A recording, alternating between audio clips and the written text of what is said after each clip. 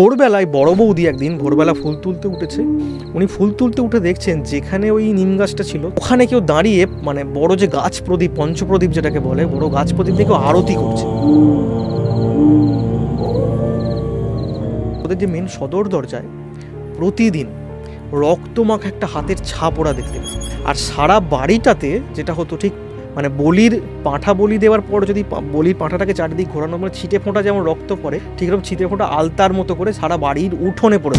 ওই বড় ছেলে একদিন ও মানে কাজ থেকে ফিরছে, ফেরার পর ও বাড়ির মানে মেন দরজায় যাবে। এবার ও যে ডাকতে যাবে, মেন দরজা থেকে সদর দরজা থেকে ডাকলে ওদের বাড়ির ভেতরে মেয়েরা আছে যেহেতু বন্ধ করে ভেতরে থাকে, পিছন দিকে গিয়ে পিছনে জানলা দিয়ে ডাকার জন্য বাড়ির পিছন দিকে যাচ্ছে। ও যাচ্ছে, ও ফিল করছে কেউ একজন ওকে তেড়ে আসছে ও সামনের দিকে।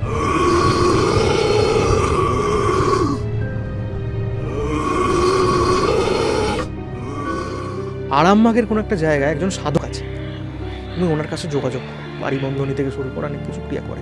ঘটনা হলো বাথরুমে ভদ্রমহিলা স্নান করছেন, বাথরুমটা দূরে, আর বাথরুমের দরজার মাথায় কম করে হবে একটা মানুষের হাত ঢুকে যাবে। স্নান করতে করতে উনি হঠাৎ করে লক্ষ্য করেন 3টে আঙুল এরকম, আর আঙুলগুলো পুরো লোমশ।